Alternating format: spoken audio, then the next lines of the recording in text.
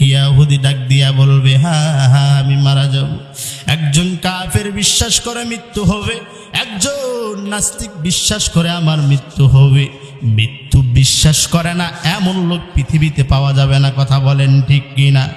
এরে মুসলমান ইমানদার আল্লাহর গোলাম, মৃত্যু একদিন হবেই হবে। মৃত্যু সবার জীবনে একদিন না হয়তো একদিন আসবে।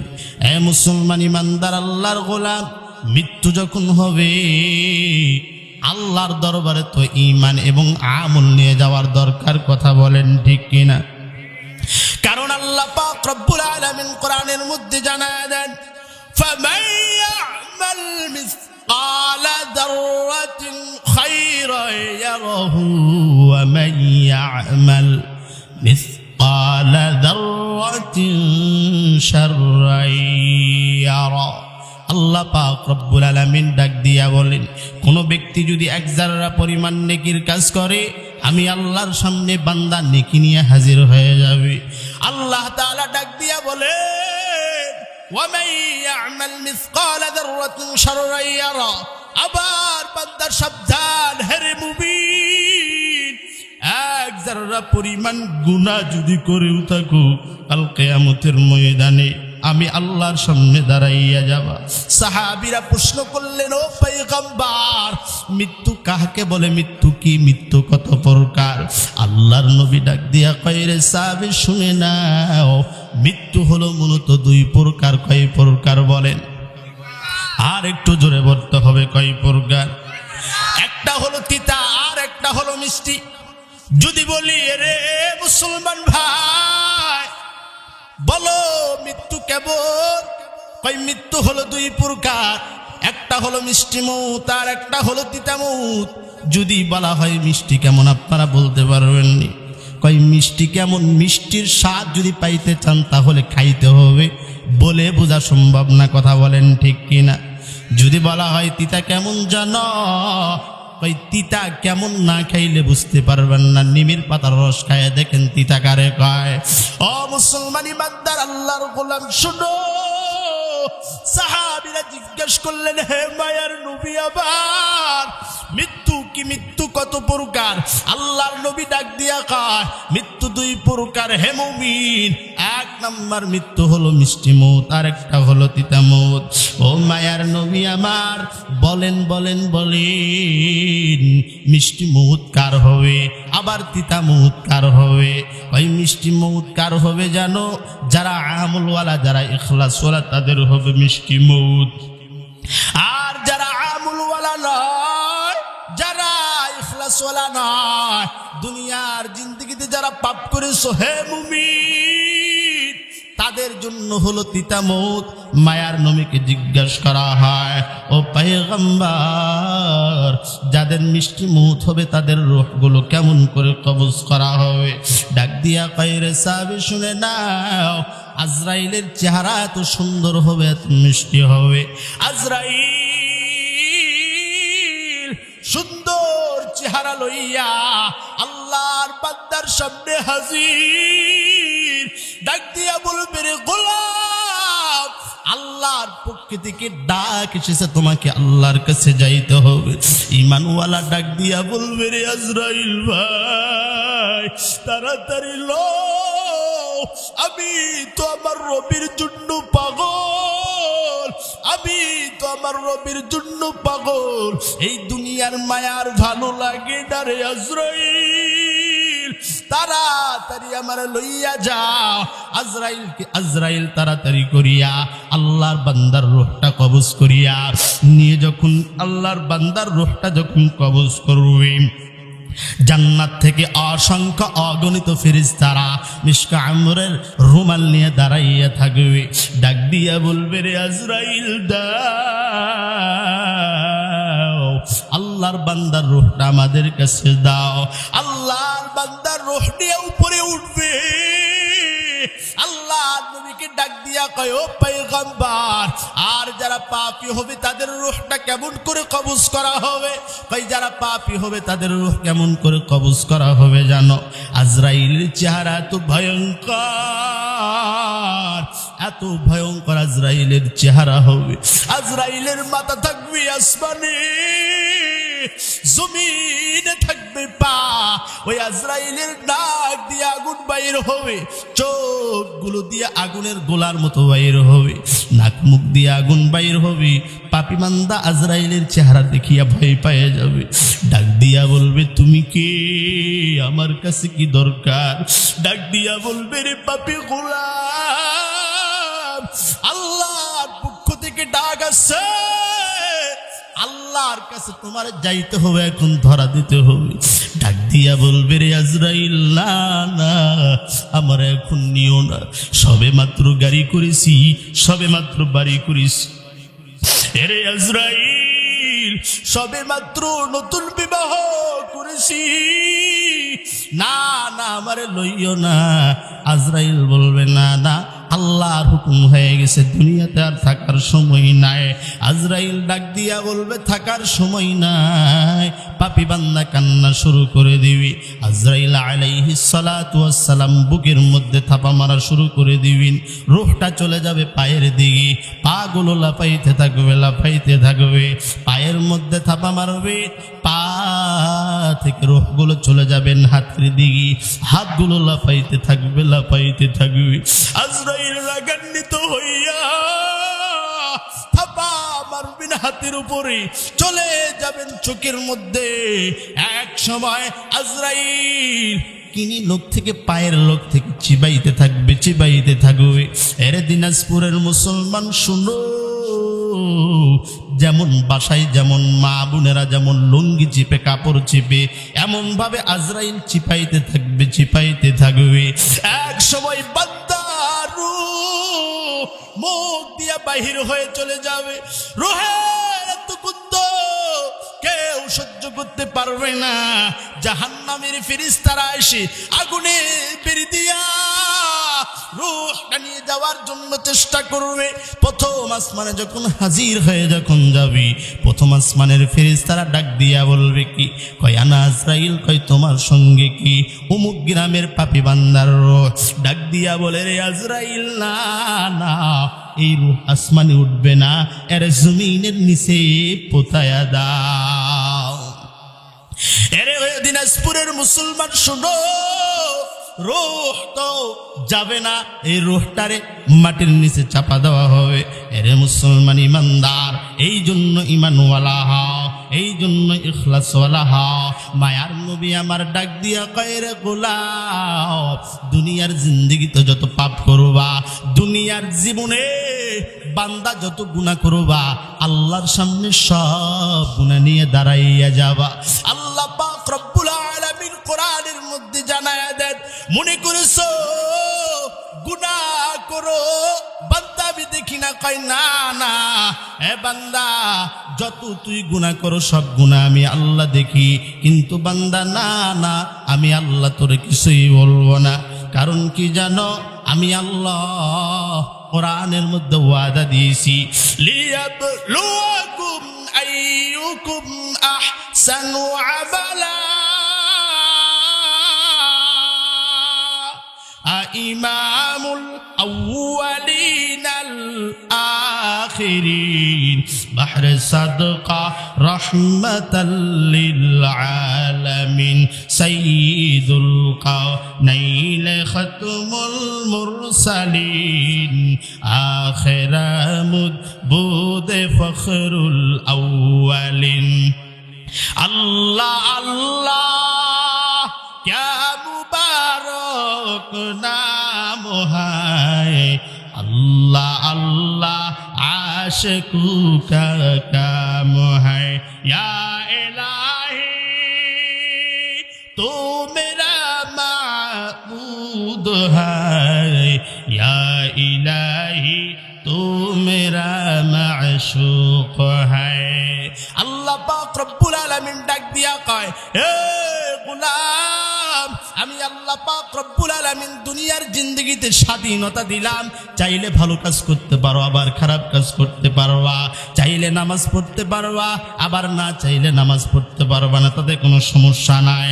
চাইলে রমজানের রোজা রাখবা, আবার না চাইলে রমজানের রোজা রাখবা না, তাতেও কোনো সমস্যা নাই। ও বান্দা, ভালো করে শুনে না, আমি আল্লাহ পাক রব্বুল আলামিন দুনিয়ার জিন্দেগিতে কিছুই বলবো না। কারণ কি জানো হে মুমিন, দুনিয়াটা হলো পরীক্ষার হল। পরীক্ষার হলে যখন পরীক্ষা দেয় কোনো স্যার তখন বলে না কি লেখো, বান্দা সঠিক বেঠিক লেখো, না না, কোনো স্যার কোনোদিন বলে না এ বান্দা সঠিক লিখতিস কেন, আবার ভুল লিখলে কেউ বলে না ভুল লিখতিস কেন। ও বান্দা, ভালো করে শুনে নাও, পরীক্ষা দিবা 1 ঘন্টা 2 ঘন্টা চালাও, 2 ঘন্টা পর রেজাল্ট আসবে তুমি পাশের ছাত্র নাকি ফেলের ছাত্র। আল্লাহ ডাক দিয়া কয়, গোলাম জানো আমি আল্লাহ পাক রব্বুল আলামিন দুনিয়াটাকে একটা পরীক্ষার হলরুম হিসাবে পাঠাইলাম। ও বান্দা শুনে না, যখন বান্দা মসজিদে যাও না, মসজিদে না গিয়া যখন যাত্রার প্যান্ডেলে যখন রওনা দাও, আমি আল্লাহ তাআলা চাইলেই পারতাম পা 2টা লুলা করে দিতে, পারতো কিনা বলেন তো দেখি। আল্লাহ বলেন না না, আমি আল্লাহ তাআলা লুলা করে দেই নাই। ও বান্দা, ভালো করে শুনো, যখন আমি আল্লাহর দেওয়া হাতটা পাইয়া, ও বান্দা, হাত দিয়া কোরআন না ধরিয়া যখন সুদের টাকা লেনদেন করো, আমি আল্লাহ চাইলেই পারতাম ওই সময় তোমার হাত 2টা অকাজ করে দিতে, কিন্তু না, আমি আল্লাহ তাআলা দেই নাই। ও বান্দা জানো, এই জবান দিয়া আমি আল্লাহর প্রশংসা যখন বাদ দিয়া তুই যখন মানুষের প্রশংসা কর, যখন কোরআন না পড়িয়া যখন মুখ দিয়া ফাইসা কথা বলো, ও গোলাম শুনে না, আমি আল্লাহ চাইলেই পারতাম জবানটা বন্ধ করে দিতে, না হে মুমিন দেই নাই। আল্লাহ বলে দুনিয়ার জিন্দেগিতে দিবও না, কারণ আল্লাহ বলে ভালো করে শুনে না, আল-ইয়াউমা নাখতিমু আলা আফওয়াহিহিম ওয়া তুকাল্লিমুনা আইদিহিম ওয়া তাশহাদু আরজুলুহুম বিমা কানু ইয়াকসিবুন।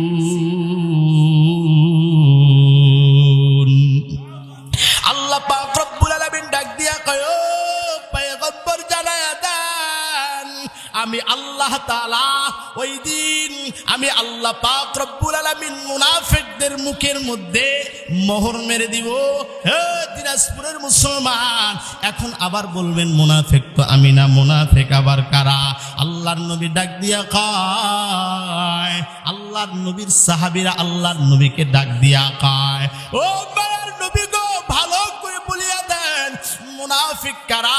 আল্লাহর নবী ডাক দিয়া কয়, ও সাহাবীর দল শুনে না, 4টা গুণ যার মধ্যে পাবা এই ব্যক্তি হলো মুনাফিক। কয়টা গুণ বলেন তো দেখি? 4টা গুণ যার মধ্যে পাবা এই ব্যক্তি হলো মুনাফিক। 1 নাম্বার গুণ, যেই ব্যক্তি বেশি বেশি মিথ্যা কথা বলে এই ব্যক্তি মুনাফিক। কি বলে বলেন তো দেখি?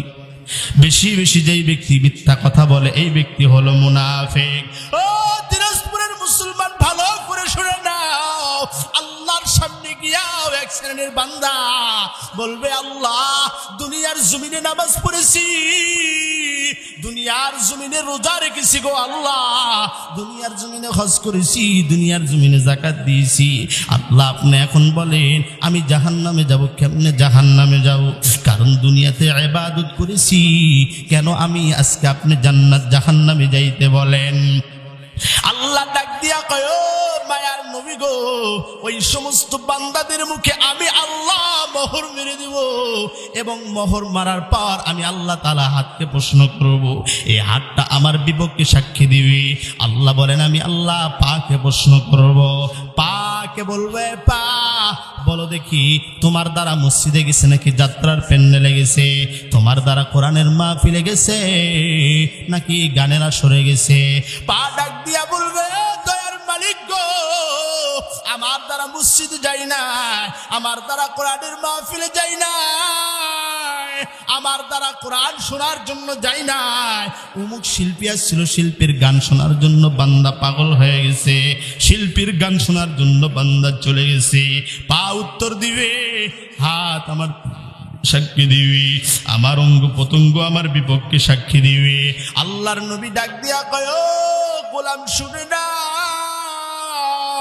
শুধুমাত্র হাত পাও যে তোমার বিপক্ষে সাক্ষী দেবে এমন না।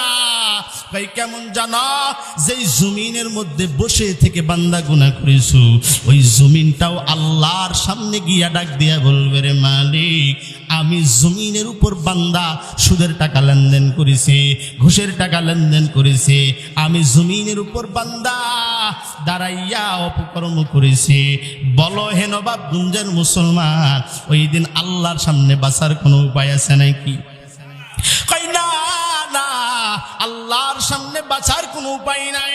এই জন্য আল্লাহ তাআলা ডাক দিয়া কয়, ও মুসলমান ভালো করে শুনে না, দুনিয়ার জিন্দগিতে বেশি বেশি তওবা করো, বেশি বেশি ইস্তিগফার করো। আমি আল্লাহর সামনে আসার আগে আমলওয়ালা হও, ইখলাসওয়ালা হও।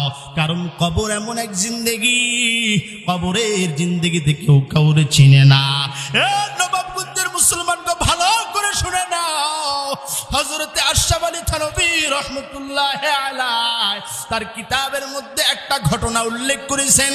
হে মুসলমান ইমানদার আল্লাহর গোলাম, একদিন আল্লাহ পাক রব্বুল আলামিন আজরাইলকে ডাক দিয়া বলে, ওরে আজরাইল, বলো তো দেখি দুনিয়ার জিন্দগিতে কয়টা মানুষের রূহ কবজ করতে গিয়া তুমি কান্না করেছো?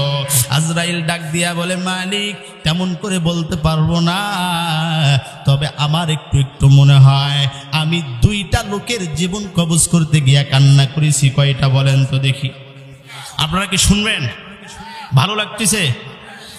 আপনারা মনে করতেছেন লোকজন অল্প, সব জায়গায় তো আর লোক হয় না ভাই, তাই না? সবাইকে আর কোরআন শোনার জন্য সবার নসিবার জোটে না।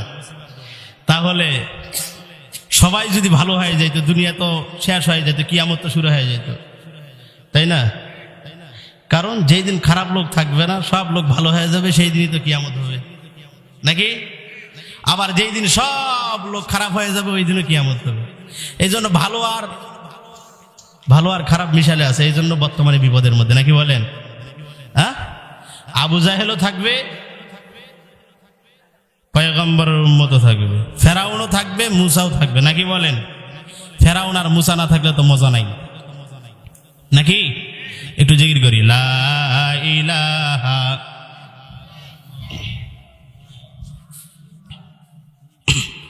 আজরাইলকে ডাক দিয়া কয়, ও আজরাইল, বলো দুনিয়ার জিন্দগিতে কয়টা মানুষের রূহ কবজ করতে গিয়া কান্না করেছো? আজরাইল ডাক দিয়া বলে, রে মালিক, দুইটা মানুষের রূহ কবজ করতে গিয়ে আমি কান্না করেছি। ও আজরাইল, বলতে পারবা কোন সেই দুইটা মানুষ? আজরাইল কয়, না না আল্লাহ, না না।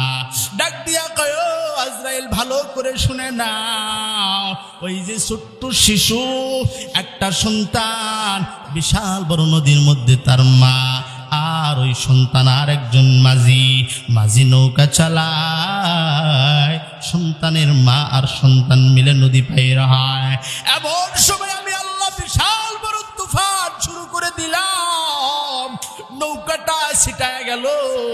নৌকাটা ছিটানোর পর ওই সন্তানটারে তক্তার মধ্যে তোলাইয়া মা গুনগুন করে গান করে, আর সন্তানটারে ধীরে ধীরে ঢেউ মারিয়া মারিয়া নদীর ওই পাশে নিয়ে যাওয়ার চেষ্টা করে।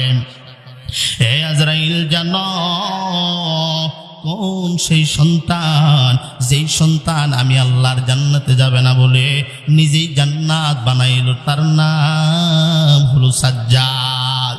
হে মুসলমান আল্লাহর গোলাম গো, আল্লাহ তাআলা তো সুন্দর করে সাজ্জাদের লালন পালন করেছেন, তবুও সাজ্জাদ আল্লাহর সঙ্গে বেঈমানি করেছেন।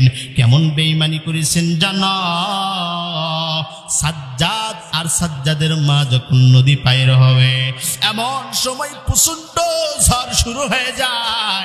ঝড়ের কবলে পড়ার পর হঠাৎ মাঝপথে নৌকাটা ছিটিয়ে গেল। নৌকাটা ছিটিয়ে যাওয়ার পর মাঝি সমুদ্রের মধ্যে যখন ডুবে যায়, ডুবে যাওয়ার পর ওই সন্তানটারে তক্তার উপর তুলিয়া মা একটু করে হাত লাড়া দেয় আর সামনের দিকে অগ্রসর হওয়ার জন্য চেষ্টা করে। আল্লাহ ডাক দিয়া কয়, ও আজরাইল তুই কই? তাকাইয়া দেখ ওই মার সমুদ্রের মধ্যে একটা সন্তান রে তক্তার উপর রাখিয়া। ও আজরাইল তাকাইয়া দেখো মা ধীরে ধীরে ঢেউ দেয়। ও আজরাইল এখন তোমার কাজ হলো তুমি যাইবা আর মার জীবনটা তুমি কবজ করবা। ডাক দিয়া কয়, ও আল্লাহ ভালো করে শুনে নেন, আমি যখন ওর মার রূহটা যখন কবজ করার জন্য যখন যায়, জানটা কবজ করার আগে আমি কান্না করেছি গো আল্লাহ। আমি চিন্তা করলাম আমার তখন মাথার মধ্যে এমন চিন্তা কেন আসলে আমি বুঝলাম না। আমি চিন্তা করলাম এই সন্তানটার মা যদি মাছ সমুদ্রের মধ্যে মারা যায়, এই সন্তানটার কি অবস্থা হবে? ও আজরাইল ওই সময় তুমি চিন্তা করেছো এই সন্তানটার কি হবে? হঠাৎ করে মার ইন্তেকাল যখন হয়ে গেল, আজরাইল পয়গম্বরকে ডাক দিয়া বলে, ও পয়গম্বর ওই দিন আমি কান্না করেছি।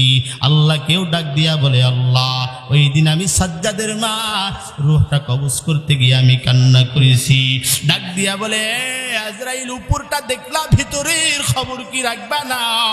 আল্লাহ পাক রব্বুল আলামিন কুদরতি ভাবে সাজ্জাদ রে একবারে নদীর পাশে যখন নিয়ে গেলেন, নদীর পাশে যাওয়ার পর একটা বাঘ যখন নদীতে পানি খাওয়ার জন্য আসলো, বাঘ সাজ্জাদ রে দেখিয়া বড় মায়া মহাব্বতের মধ্যে পড়ে গেছে। কারণ আল্লাহ তাআলা সাজ্জাদের চেহারার মধ্যে এত সৌন্দর্য দান করেছেন, সাজ্জাদের চেহারা দেখলেই তারা পাগল হয়ে যাইত। সাজ্জাদ রে লইয়া বনের মধ্যে চলে গেলেন বাঘের দুধ খাওয়াইয়া। পরের দিন যখন বাঘ ওখান থেকে সাজ্জাদ রাখিয়া চলে গেলেন, কিতাবের মধ্যে ঘটনা আছে আল্লাহর এক গোলাম জেলের সর্দার সাজ্জাদের নেওয়ার জন্য সাজ্জাদের কান্না শুনে সাজ্জাদের কাছে চলে গেলেন। তাকাইয়া দেখে জঙ্গলার মধ্যে একটা ছোট্ট একটা শিশু সন্তান, এত সুন্দর সন্তান সে আগে কোনো দিন দেখে নাই। এই দিকে ওই দিকে তাকাইয়া আল্লাহর বান্দা চিন্তা করতেছে, এত সুন্দর সন্তান আমি তো আগে দেখিনি। যেহেতু আমার কোনো সন্তান নাই, আমি আমার এই সন্তানটারে নিয়ে যাইতে চাই। ওই জেলের সন্তানটারে নিয়ে রওনা। একদিন যায়, 2 দিন যায়, 3 দিন যায়। এমন সময় সর্দারের কানে খবর গেল অমুক জেলের বাসায় একটা সন্তান আছে। সর্দারের কোনো ছেলে নাই, কোনো মেয়ে নাই। সর্দার ডাক দিয়া কয়, জেলে ভাই তুমি নাকি জঙ্গলার মধ্যে সুন্দর একটা ফুটফুটা সন্তান পেয়েছ, এই সন্তানটা আমারে দাও, আমি লালন পালন করতে চাই। মুসলমান ইমানদার আল্লাহর গোলাম সাজ্জাদ রে ওই জেলের সর্দারের কাছে দিয়ে দিলেন। ধীরে ধীরে ধীরে ধীরে সাজ্জাদ মানুষ হইতে শুরু করলেন। 7 বছর বয়স যখন সাজ্জাদের হয়ে যায়, এমন সময় রাজার সৈন্যবাহিনী মাঝে মধ্যে ওই এলাকাটা আক্রমণ করতেন। রাজার সৈন্যবাহিনী যখন ঢুকিয়া যখন আক্রমণ শুরু করে দিলেন, সাজ্জাদের রাখিয়া সবাই ওখান থেকে সবাই পলায়ন করলেন।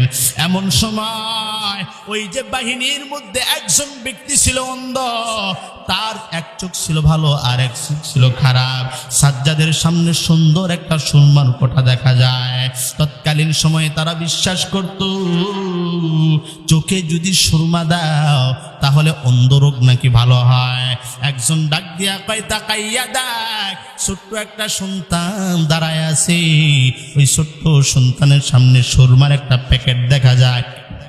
ওই প্যাকেট থেকে একটা সুরমা নিয়ে চোখের মধ্যে লাগায় দাও।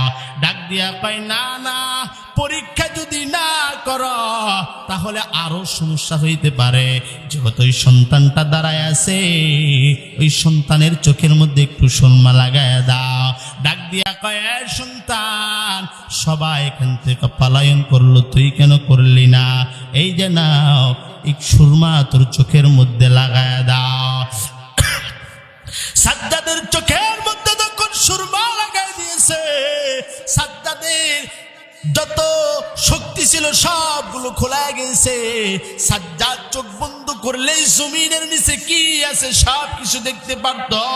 সাজ্জাদ চোখ বন্ধ করার সঙ্গে সঙ্গে জমিনের মধ্যে স্বর্ণ দেখতে পায়, জমিনের মধ্যে রূপা দেখতে পায়, জমিনের মধ্যে মূল্যবান পাথরগুলো দেখতে পায়। সাজ্জাদ তৎকালীন সময় থেকে ছোট থেকেই ছিল খুব চালাক এবং বেঈমান। সাজ্জাদ চিৎকার মারতে শুরু করলো, তোরা আমার চোখের মধ্যে কি দিয়েছ? আমি তো দেখতে পারি না, রাজার কাছে বিচার দেব তোরা আমার চোখের মধ্যে কি দিয়েছ। রাজার সব সৈন্যগুলো ওখান থেকে পলায়ন করলো। সাজ্জাদ একটা দৌড় মারিয়া তার পালিত বাবার কাছে হাজির, ডাক দিয়া কয়, রে বাবা, আমি এমন একটা শক্তি পেয়েছি, চোখের মধ্যে সুরমা দিয়া যদি চোখ বন্ধ করে দেয় সঙ্গে সঙ্গে জমিনের নিচে কি আছে সব কিছু আমি দেখতে পারি।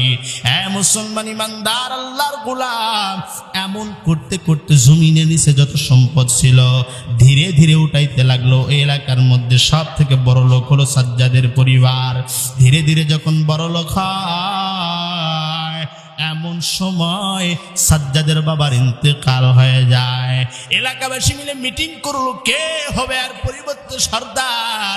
যেহেতু সর্দার নাই, সর্দারের দরকার। তৎকালীন সময় তো মেম্বার ছিল না, চেয়ারম্যান ছিল না, তৎকালীন সময় এমপি ছিল না, মন্ত্রী ছিল না। কে হবে এই এলাকার সর্দার? কই সাজ্জাদরে বানায়া দাও, কারণ সাজ্জাদের পর সাজ্জাদই হলো উত্তর, সাজ্জাদের বাবার পরই সাজ্জাদ হলো আসল উত্তরসূরি। তাছাড়া ছেলেটা খুব নম্র ভদ্র, এলাকার মধ্যে সব থেকে ভালো, এরে সর্দার বানায় দাও। মুসলমান ইমানদার আল্লাহর গোলাম সবাই মিলে মিটিং করিয়া সাজ্জাদরে যখন সর্দার বানিয়ে দিয়েছে, মুসলমান ইমানদার গো, সাজ্জাদ ডাক দিয়া কয়, এলাকাবাসী ভালো করে শুনে নাও, আমার কাছে এমন কি নাই যে আমি বাদশা দাবি করতে পারবো না। তার যারা ছিল, তার সঙ্গে যারা ছিল ডাক দিয়া বলে, কেন না, আপনি অবশ্যই সোজা বাদশার দরবারে, বাদশারে পরাজিত করিয়া নিজেই বাদশা হইলেন। একদিন, দুই দিন, তিন দিন এমন করতে করতে যখন সময় বেশি পার হয়ে গেল, ডাক দিয়া কয়, মন্ত্রী ভালো করে শুনে নাও গো, আমার তো সম্পদের কোনো অভাব নাই, আমার তো ক্ষমতার কোনো অভাব নাই, আমার তো টাকার কোনো অভাব নাই, আমার পয়সার কোনো অভাব নাই। মন্ত্রী শুনে না, আমি সাজ্জাদকে আল্লাহ বলে দাবি করতে পারি না, কারণ আল্লাহ তো আসমানের মালিক, জমিনের মালিক, সব কিছুর মালিক আমার আল্লাহ। তাকাইয়া দেখ, আমিও তো কম মালিক না, আমি টাকার মালিক, পয়সার মালিক, রাজ্যের মালিক। আল্লাহ যদি আল্লাহ বলে দাবি করতে পারে গো, আমি সাজ্জাদ কি আনা রব্বুকুমুল আলা বলে দাবি করতে পারি না। মন্ত্রীরা ডাক দিয়া কয়, কেন না, আপনার কাছে কিসের অভাব? আপনারে তো কারো কাছে যাইতে হবে না, আপনার টাকার অভাব নাই, অর্থের কোনো অভাব নাই, সম্পদের কোনো অভাব নাই, ক্ষমতার কোনো অভাব নাই। যারে মন চাবে তারে আপনি হত্যা করতে পারবেন, যারে মন চাবে তারে আপনি ফাঁসির রশে ঝুলাই দিতে পারবেন। সাজ্জাদ, আপনার ক্ষমতার কোনো অতুলনীয় নাই। ডাক দিয়া কয়, তাহলে আমি খোদা বলে দাবি করলাম। নবাবগঞ্জের মুসলমান শোনো গো, তৎকালীন সময় ছিল হযরত হুদ আলাইহিস সালাতু ওয়াস সালামের জামানা। হুদ নবী খবর পাইয়া গেছে গো, হুদ নবী চলে এসেছে। ডাক দিয়া কয়, সাজ্জাদ সাবধান, তুমি নাকি তোমার খোদা বলে দাবি করতে চাও, তুমি নাকি নিজের আল্লাহ বলে দাবি করো। সাজ্জাদ সাবধান, খোদা একজন আছেন, মালিক একজন আছেন, ওই মালিক ছাড়া কেউ মালিক নাই, ওই আল্লাহ ছাড়া কেউ আল্লাহ নাই। ডাক দিয়া কয়, মাওলানা সাবধান, আমার কাছে কি না নাই, আমার সম্পদের কোনো অভাব নাই, টাকার কোনো অভাব নাই, পয়সার কোনো অভাব নাই। মন্ত্রী ভালো করে শুনে নাও, ওই মাওলানাকে বলো তো দেখি তার আল্লাহ মানে কি দিবে। হযরত হুদ নবীকে প্রশ্ন করা হয়, ও মাওলানা বলো দেখি তোমার আল্লাহ মানে কি দিবে। ডাক দিয়া কয়, সাজ্জাদ ভালো করে শুনে নাও, তুমি যদি আমার রবের ইবাদত করো, আমার রবের সঙ্গে যদি থাকতে চাও, আমার রবের হুকুম যদি দুনিয়ার জিন্দেগিতে মানো, এ সাজ্জাদ শুনে না,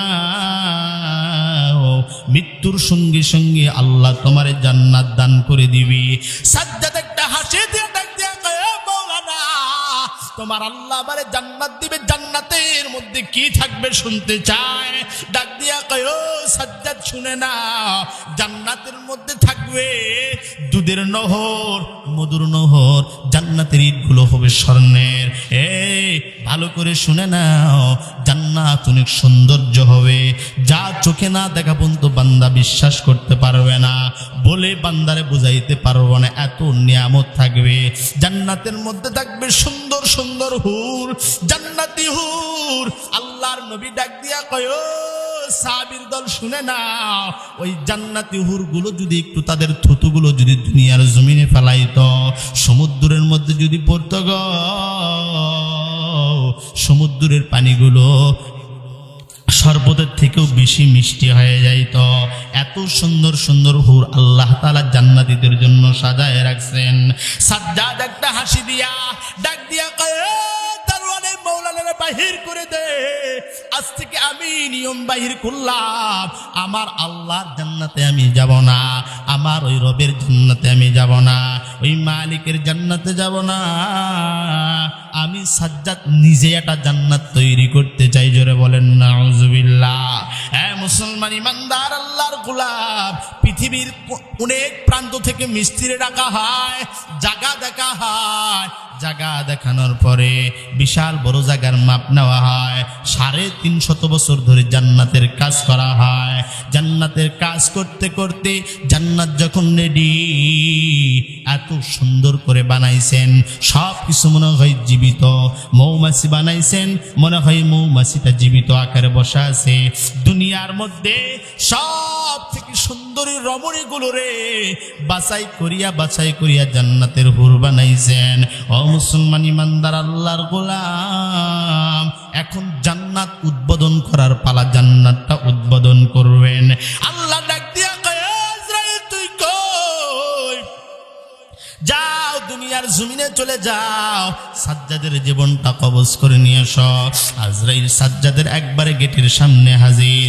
সাজ্জাদও বিশাল বড় সামন্ত নিয়ে সেনা সদস্যদের ঘিনিয়া যাবে জান্নাত উদ্বোধন করার জন্য। ও সাজ্জাদ দাঁড়াও, তোমার সঙ্গে আমার একটু কথা আছে। ডাক দিয়া কয়, ভাই এখন ডিস্টার্ব দিও না, আমি একটা ভালো কাজের জন্য যাইতেছি, কথা যদি বলতে হয় আমি একটু ঘুরে আসি, তারপর আমার সঙ্গে কথা বলবা। মুসলমান ইমানদার আল্লাহ গোলাম, আল্লাহর ফেরেশতা তো রাজি না, সাজ্জাদও ছাড়তে রাজি না। সাজ্জাদ রওনা দেয়া দেয়, আজরাইল সাজ্জাদের আগে আগে হেঁটে যায়। সাজ্জাদ একটু অবাক হয়ে গেলেন, যখন সাজ্জাদের বানানো জান্নাতের গেটের মধ্যে সাজ্জাদ যখন হাজির, ডাক দিয়া কয়, তুই কেমনে আসছো গো? এর সবাই মিলে আক্রমণ কর। আজরাইলের চেহারা দেখার সঙ্গে সঙ্গে সব সেনা সদস্যগুলো ঘোড়া ছেড়ে পলায়ন করতে বাধ্য হলো। সাজ্জাদ নিজের তরবারিটা লইয়া যখন মারতে যাবে, জায়গার মধ্যে ব্রেক হয়ে গেল।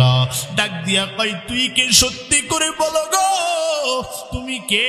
ডাক দিয়া কয়, ও সাজ্জাদ, আমি অন্য কেউ না, আমি কোনো মৌলানা না, আমি কোনো মুফতি না, আমি দুনিয়ার কোনো সাধারণ কোনো হুজুর না, আমি হলাম আল্লাহর একজন প্রতিনিধি, আল্লাহর একজন ফেরেশতা, আমার নাম হলো আজরাইল। সাজ্জাদ কান্না শুরু করে দিয়েছে। সাজ্জাদ ডাক দিয়া কয়, ও আজরাইল দাঁড়া, আমার বানানো জান্নাতটা আবার একটু দেখতে দাও রে আজরাইল, কারণ আমি এত কষ্ট করে আমার জান্নাতটা বানাইছি। এরে আজরাইল, একটা মাত্র সময় দাও, আমি আমার জান্নাতটা দেখতে চাই। আজরাইল ডাক দিয়া কয়, না না, আজকে আর কোনো সুযোগ হবে না। সাজ্জাদ যখন একটা পা জমিনের মধ্যে দিয়েছেন আর একটা পা ঘোড়ার উপর রেখে দিয়েছেন, আজরাইল একবারে গলাটা ধরে ফেলাইছেন। ডাক দিয়া কয়, ও আজরাইল, আমার একটু ছেড়ে দাও, শুধুমাত্র 1 মিনিটের জন্য ছেড়ে দাও, আমি শুধু আমার বানানো জান্নাতটা দেখব, জান্নাতটা দেখিয়া আমি ওখান থেকে বাইরে হয়ে আসবো। সাজ্জাদ সাজ্জাদের কান্নার তো আওয়াজ, সাজ্জাদের কান্না দেখে আজরাইলও কান্না করে, ডাক দিয়া কয় রে সাজ্জাদ, কিছুই করার নাই, এটা আমার হুকুম না, এটা আমার রবের হুকুম। সাজ্জাদের জীবনটা যখন কবজ করছেন, আল্লাহ তাআলার হুকুম চলে আসলো, সঙ্গে সঙ্গে সাজ্জাদের জান্নাত ধ্বংস হয়ে গেল। এ মুসলমান ইমানদার আল্লাহর গোলাম, আজরাইল দুনিয়ার জিন্দেগিতে আসার পর দুইটা ব্যক্তির জন্য কান্না করেছেন। আল্লাহ তাআলা আজরাইলকে বললেন, ও আজরাইল ভালো করে শুনে নাও, একই ব্যক্তির জন্য তুমি দুইবার কান্না করলা। ও আজরাইল বলো, আমি আল্লাহর কি মায়া নাই, আমি আল্লাহর কি দয়া নাই? আল্লাহ বলে, ও পয়গম্বর, আপনি আপনার উম্মতদেরকে জানায় দেন, কুল হুয়াল্লাহু আহাদ আল্লাহুস সামাদ লাম ইয়ালিদ ওয়া লাম ইউলাদ ওয়া লাম ইয়াকুল লাহু কুফুয়ান আহাদ। আল্লাহ এক, আমি আল্লাহর কোনো শরীক নাই। ও পয়গম্বর, আমি আল্লাহ কারো থেকে জন্ম নেই নাই, আবার আমি আল্লাহ কাউকে জন্ম দেই নাই। এ নবাবগঞ্জের ভাইয়েরা ভালো করে শুনে নাও, আল্লাহ বলেন, আমি আল্লাহ তাআলা বড় মায়া করে, বড় মোহাব্বত করিয়া আমি আমার বান্দারে সৃষ্টি করেছি। কই জাহান্নামে দেওয়ার জন্য না, না, আমি আল্লাহ বান্দারে সৃষ্টি করেছি জান্নাতে দেওয়ার জন্য। ও বান্দা ভালো করে শুনে নাও, আল্লাহ তাআলা ডাক দিয়া বলে, বান্দা যখন তার মার একবার মা মা বলে ডাক দেয়, বান্দা যখন তার মার একবার মা মা বলে ডাক দেয়, বান্দার মায়ের কলিজা যেমন ঠান্ডা হয়ে যায়, শীতল হয়ে যায়। আল্লাহ ডাক দিয়া কয়, ও গোলাম, যখন তোর বাবার একবার বাবা বাবা বলে ডাক দাও গো, তোর বাবার কলিজাটা যেমন ঠান্ডা হয়ে যায়, শীতল হয়ে যায়। আমি আল্লাহর যখন কোনো বান্দা একবার আল্লাহ বলে ডাক দেয়, আমি আল্লাহ রহমতের কলিজা ঠান্ডা হয়ে যায়। বান্দারের সঙ্গে সঙ্গে রহমতের কুলের উপর উঠাইয়া আমি আল্লাহ বান্দার জিন্দেগির যত সগীরা গুনাহ আছে, সব গুনাহগুলো আমি আল্লাহ তাআলা মাফ করে দিই। হে খোদায়ে পাক রহমান নূর রহিম, কাবিয়ে হাজাত ওয়াহাবুহু করিম, হাই ইলাহাল আলামিন বেনিয়াজ, তো গনি হ্যায় और हम है বেনিয়াজ। এ মুসলমান ইমানদার আল্লাহর গোলাম, এই জন্য রবরে বন্ধু বানাও হে মুমিন, কারণ দুনিয়ার সবাই স্বার্থের জন্য পাগল।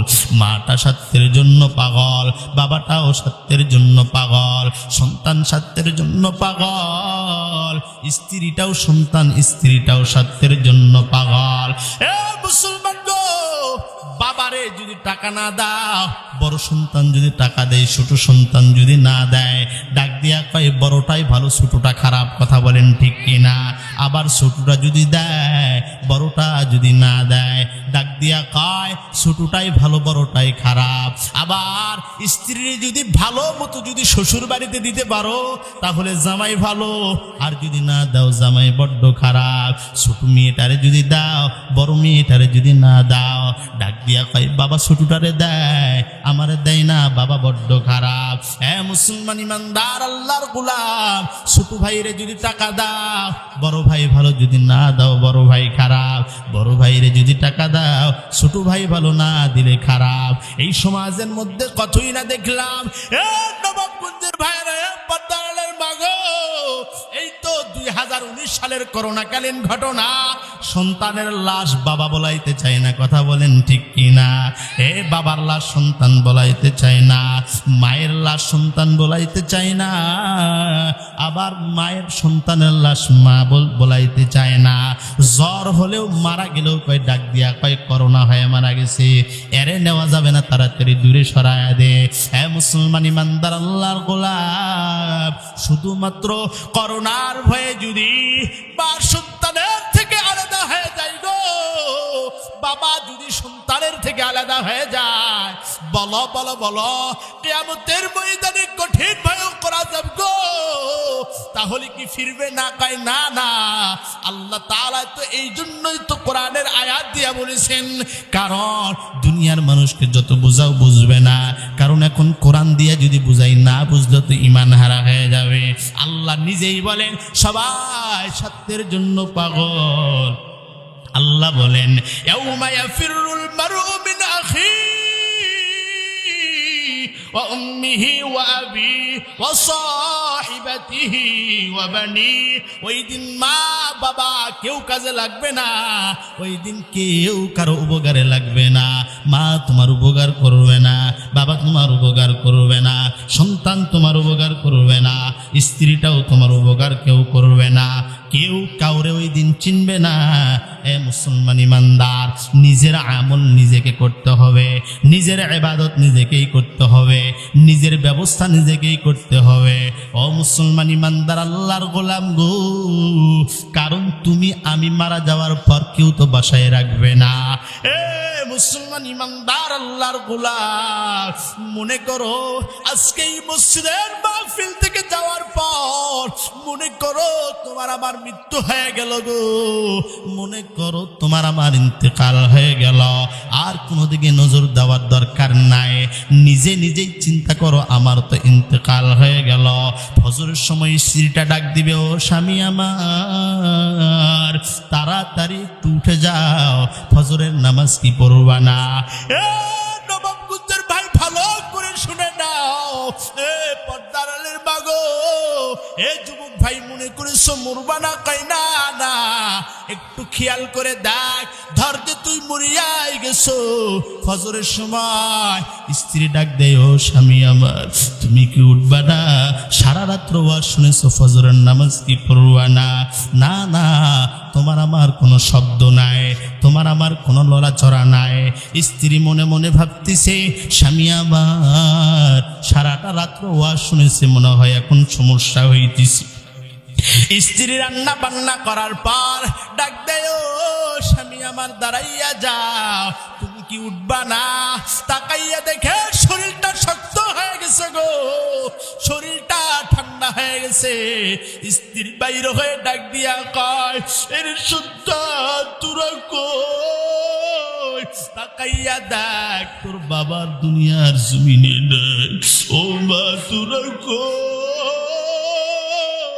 তাকাইয়া দেখো তোমাদের সন্তান আর দুনিয়াতে নাই। ওই যে গ্রামবাসীদেরকে ডাক দিবে, এরে গ্রামবাসী তোরা কই? তাকাইয়া দেখ আমার স্বামী আর নাই। সবাই দৌড়া দৌড়ি শুরু করে দিবে, বড় সন্তানটা গাছের সঙ্গে হেলান দিয়ে কান্না করবে, ছোট সন্তানটা কান্না করবে, মা কান্না করবে, ডাক দিয়া বলবে আমার সন্তান নাই। ছোট সন্তানটা ডাক দিয়া বলবে, তোরা কই? আমার বাবা নাই। বড় সন্তানটা ডাক দিয়া কবে, আমার বাবা নাই, আমার বাবা মারা গেছি। তো কান্না করবে, ওই সন্তানটাই গিয়া কাফনের কাফন কেনার জন্য পাগল হয়ে যাবে। গ্রামের মসজিদে অমুক মাওলানা আর নাই, অমুক মন্ডল আর নাই, তোমার আমার নাম মসজিদের মাইকে ঘোষণা হয়ে যাবে। যেই সন্তানটার জন্য এত কিছু করলাম, ও বাবা এই সন্তানটা যাবে কাফনের কাফন কেনার জন্য। এরে আম্মা জান, আজকে তুই যার জন্য নামাজ পড়তে পারো না রে মা, এই সন্তানটা তুই মারা গেলে আর বাসায় রাখবে না, সঙ্গে সঙ্গে যাবে বড় সন্তানটা কাফনের কাপড় কেনার জন্য। ছোট সন্তানটা কান্না করবে, অথচ বড়ই পাতা তুলবে গরম পানি করার জন্য। যেই ভাইরে সারা খাও নাই, যেই ভাইয়ের জন্য নিজের জীবন শেষ দিয়েছো, হে মুমিন, এই ভাই যাবে কবর খোঁড়ার জন্য, এলাকাবাসী যাবে কবর খোঁড়ার জন্য। কেউ বাঁশ কাটবে, কেউ যাবে কাফনের কাফন কেনার জন্য। সবাই বলবে লাশটা বাহির কর, ওই দিন কেউ বলবে না আব্দুল করিম কই, আব্দুল গাফফার কই, তারে বাহির কর। সবাই বলবে লাশটা বাহির কর। ওই দিন যদি বলো রে আম্মা জান, তোমার স্বামীর সঙ্গে 10টা বছর সংসার করেছো, 20টা বছর সংসার করেছো, ও মা একটা রাত কি তোমার স্বামীর সঙ্গে ঘুমানো যায় না? সবাই গ্রামবাসীরা ডাক দিয়া বলবে, স্ত্রীরাও ডাক দিয়া বলবে, তোরা কি পাগল হয়ে গেছো? লাশের সঙ্গে আবার কেউ রাত্র যাপন করে নাকি? অথচ এই মৃত্যু কতদিন তুমি স্ত্রীর পাশে ঘুমাইলা, কোনদিন তোমারে দেখে ভয় করলো না। তুমি যেই দিন মারা গেছো তোমার লাশের কাছেও কেউ যাইতে চাবে না, সবাই বলবে ভয়। অথচ যারা ভয় ভয় করবে হে মুমিন, তারা দুনিয়ার জিন্দগিতে তোমার টাকার পাগল, তোমার জিন্দগিতে তারা তোমার পয়সার পাগল, কেউ বা তোমার অর্থের পাগল। সবাই তোমার পিছনে জয়ের ধ্বনি দিবে রে ভাই। যেই দিন তুই মরবি, না না আর তোর পাশে কেউ যাবে না। সবাই বলবে লাশটা তাড়াতাড়ি বাহির করো। এত কোটি কোটি টাকা দিয়া বাড়ি করেছো, এত লক্ষ টাকা দিয়া গাড়ি করেছো, এত সুন্দর খাট কিনেছো, এত সুন্দর তোষক লাগাইলা, না না কেউ আর ওই তোষকের মধ্যে রাখবে না, কেউ আর ওই ঘরের মধ্যে রাখবে না। সবাই বলবে লাশটা বাহির করো। এত সুন্দর জামা, এত সুন্দর টুপি, এত সুন্দর পোশাক, সবগুলো তোমার আমার টেনে টেনে ফেলে দিবি। বলবে না না এই পোশাক আর হবে না, মাত্র 1000 টাকা দামের কাপড়ের কাপড়। ওই কাফনটা লইয়া বাজারের মধ্যে এক ধরনের চকলেট পাওয়া যায়, দেখবা নিচেও দোমরানো সামনেও দোমরানো, ওই চকলেটের মতো মুড়াইয়া পায়ের মধ্যে বাঁধন দিবে, সিনার মধ্যে বাঁধন দিয়া সুন্দর করে প্যাকেটটা বানাইয়া, যেই খাটনি দেখলে দিনের বেলাও ভয় পাও। আমি অনেক মানুষকে জিজ্ঞাসা করেছি, ও ভাই কেন মসজিদে যাও না? অনেকে আমাকে ডাক দিয়া বলে, হুজুর তাকাইয়া দেখবেন মসজিদের সিঁড়িতে একটা খাটনি দেখা যায়, ওই খাটনি দেখলে আমার বড় ভয় লাগে, বড় ভয়, এই জন্য আমি মসজিদে যাই না। এরে ভাই, যেই খাটনি দেখলে দিনের বেলায় ভয় পাও গো, ওই খাটনি তোমার আমার বাসার সামনে হাজির হয়ে যাবে। ওই খাটনি তেল চলে না, ওই খাটনি মোবাইল লাগে না, ওই খাটনিতে বৈদ্যুতিক কোনো ব্যবহারের কোনো নাই, ওই খাটনিটা তোমার আমার বাসার সামনে হাজির হয়ে যাবে। ওই খাটনির উপর শুয়াইয়া আর কেউ না রে মুমিন, নিজের সন্তান, যেই সন্তানের জন্য সুদ খাও, যেই সন্তানের জন্য ঘুষ খাও, যেই সন্তানের জন্য নামাজ কাজা দাও, যেই সন্তানের জন্য আল্লাহর ইবাদতটা ঠিক মতো করতে পারো না, ও বাবা বয়স তো কম হয় নাই, দাড়িগুলো পেকে গেল, আর কয়দিন বাঁচবা? এ যুবক ভাই মনে করিস মরবা না? হয় না না, এই যে রেল স্টেশনে একটু খবর নাও, প্রত্যেক দিন মোবাইলে দেখো, এই তো কয়েকদিন আগের ঘটনা, রেল লাইনে যুবকের লাশ, টাকের নিচে যুবকের লাশ। গতকালকে বয়ান মহাদেবপুর করে যখন আসলাম, তাকাইয়া দেখি 2 জন যুবকের লাশ, টাকের নিচে পড়িয়া 2 জন মারা গেল, গাছের সঙ্গে অ্যাক্সিডেন্ট হয়ে মারা গেল।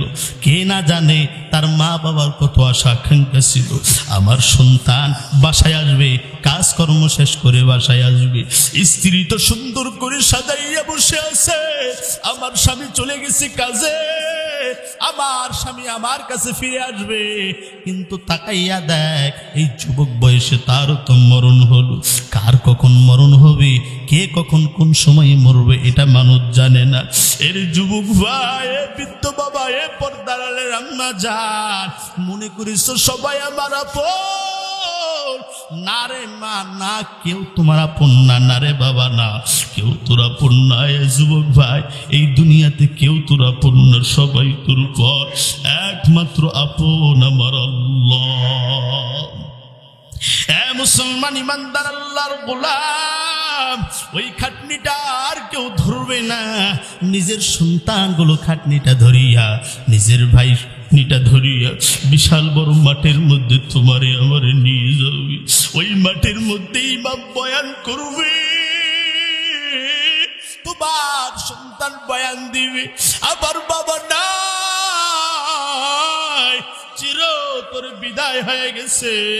কেউ বলবে লোকটা খুব ভালো ছিল, আবার কেউ ডাক দিয়া বলবে না না লোকটা খুব খারাপ ছিল, কেউ বলবে না লোকটা খুব ভালো ছিল। এমন করিয়া করিয়া জানাজা যখন শেষ, জানাজাটা করিয়া ওই কবরের মধ্যে নিয়ে যাবে। যেই কবরের মধ্যে মার শোয়াইছো,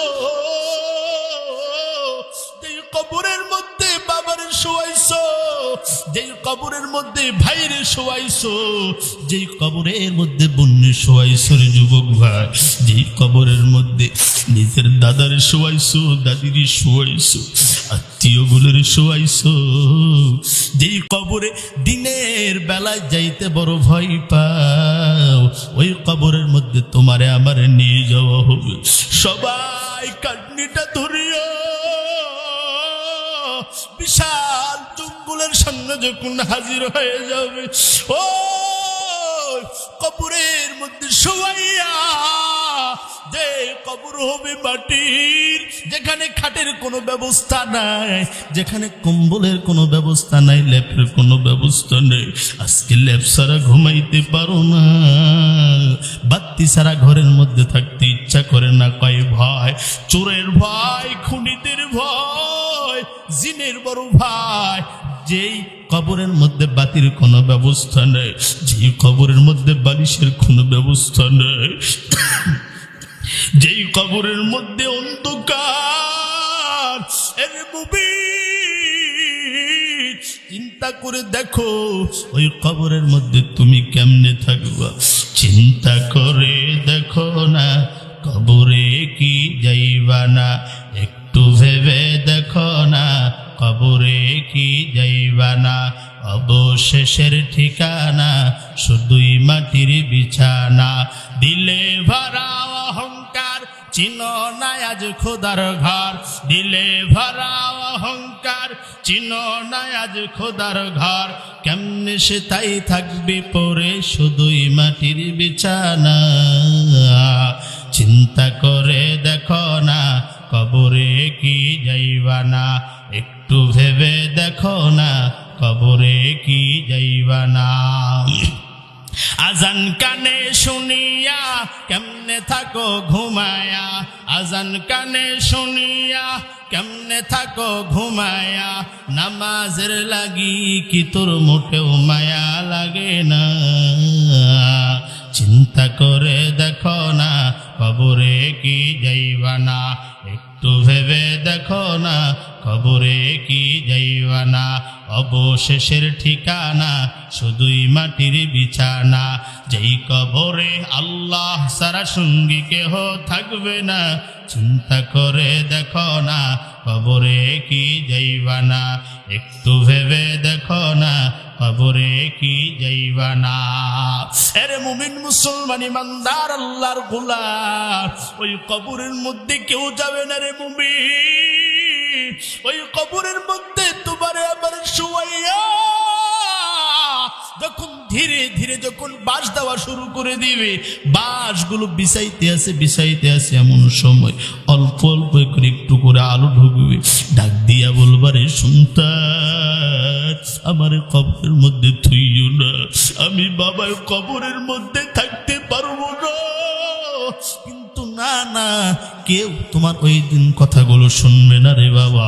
সুন্দর করে কলা পাতা বিছাইয়া কাদোমাটিগুলো যখন কবরের উপর দেওয়া শুরু করবে, ধীরে ধীরে কবরের মধ্যে অন্ধকার ওই কবরের মধ্যে সুন্দর করে মাটি বিছাইয়া শুরু করে দিবে মিনহা খলাকনাকুম ওয়া মিনহা নুঈদুকুম ওয়া মিনহা নুখরিজুকুম তারাতান উখরা বলবে, আর একদিক দিয়ে মাটি দেওয়া শুরু করে দিবে।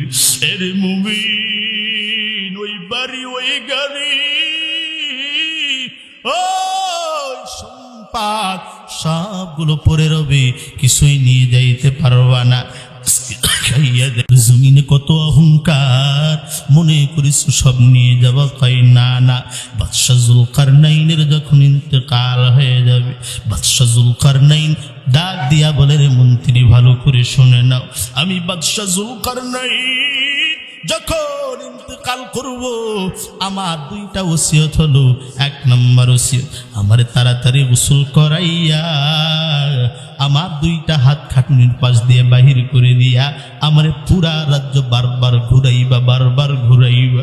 কয়েকদিন পর বাদশাহ জুলকারনাইনের যখন ইন্তেকাল হয়ে যায়, গোসল দিয়া কাফনের কাফন দিয়া দুইটা হাত বাহির করে দিয়া খাটনির উপর নিয়ে ঘুরতেছে। দুনিয়াওয়ালারা ডাক দিয়া কয়, তাকাইয়া দেখো বাদশাহ জুলকারনাইনের কত সম্পদ, বাদশাহ জুলকারনাইনের কত টাকা, কত অর্থ, তাও দেখো দুনিয়ার লোভ এখন পর্যন্ত যায় নাই, এখনো চায়। আখিরাত ওয়ালারা ডাক দিয়া কয়, রে পাগল তাকাইয়া দেখো বাদশাহ জুলকারনাইন দুনিয়ার মানুষদেরকে শিক্ষা দিয়ে যায়। এরে দুনিয়ার মানুষ তাকাইয়া দেখ, আমি বাদশাহ জুলকারনাইনের টাকার কোনো অভাব নাই, আমি বাদশাহ জুলকারনাইনের অর্থের কোনো অভাব নাই, সম্পদের কোনো অভাব নাই। তাকাইয়া দেখ, আজকে আমার কোনো সম্পদ নাই, আজকে আমার ভাই আমার সঙ্গে যায় নাই, আমার বাবা আমার সঙ্গে যায় নাই, আমার স্ত্রী আমার সঙ্গে যায় নাই, আমার ছেলে মেয়ে কেউ আমার সঙ্গে যায় নাই। তাকাইয়া দেখো আমি বড় একা একা একা কবরের জিন্দগিতে আমি চলে যাইতেছি। এরে নবাবগঞ্জের মুসলমান শুনে নাও, কাফনের তো কোনো পকেট নাই, এত সম্পদ, নামাজ বাদ দিয়া সম্পদ, নামাজ বাদ দিয়া অর্থ উপার্জন করো, নামাজ বাদ দিয়া সুদ খাও, নামাজ বাদ দিয়া ঘুষ খাও, সন্তানটারে বড় কলেজের মধ্যে পড়াও, না হইলে তোমার সন্তান শিক্ষিত হবে না, অথচ সন্তানটারে এমন বানাইলা তুমি মারা গেলেও তোমার সন্তানটা দোয়া করতে পারে না। মায়ার নবী আমার হাদিসের মধ্যে ডাক দিয়া কয়, কোন নেককার সন্তান যদি তার বাবা তার মার জন্য যদি শুধুমাত্র হাত দুটা তুলিয়া রব্বির হামহুমা কামা রব্বায়ানি সগীরা যদি বলে, আল্লাহ ডাক দিয়া কয়, বান্দা পড়তে দেরি হয়, আমি আল্লাহ বান্দার কবর আযাব মাফ করতে বেশি দেরি করি না। এরে নবাবগঞ্জের মুসলমান শুনো, মৃত্যু একদিন যেহেতু হবে, ঈমানওয়ালা হও, ইখলাসওয়ালা হও, দুনিয়ার জিন্দেগিতে আর গুনাহ করবা না, তওবা করে নাও, আল্লাহর দরবারে তওবা করে নাও, আল্লাহ আর কোনোদিন গুনাহ করব না, আর নামাজ ছাড়ব না, আর কোনোদিন সুদ খাবো না, ঘুষ খাবো না। ও আল্লাহ,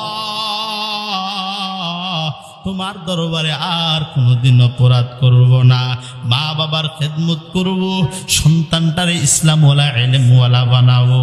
খাঁটি তওবার নিয়ত যদি হয়, অন্তরের মধ্যে মুনাফিকি যদি না হয়, দুইটা হাত আমার আল্লাহরে দেখায়া দাও।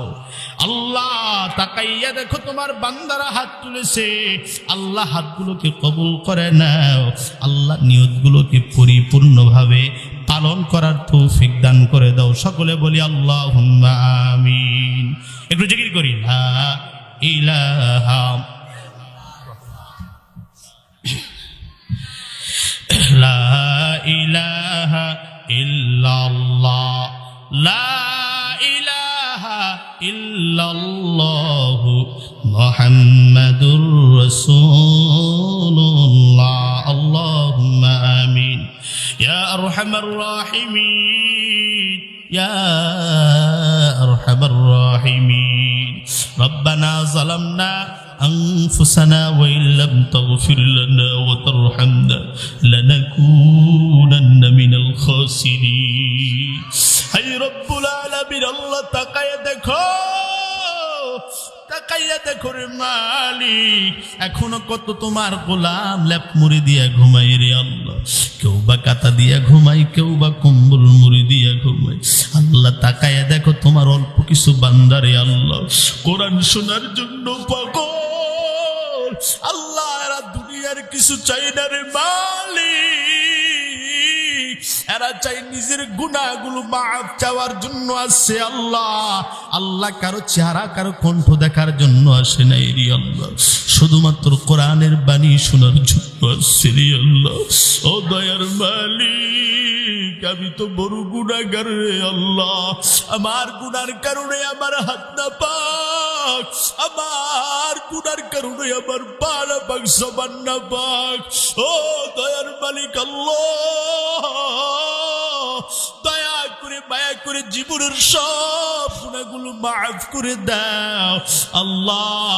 তুমি যদি মাফ না করো আমরা কার দরবারে যাবো রে আল্লাহ? তোমারে রব বলে ডাকার বান্দার কোনো অভাব নাই রে আল্লাহ।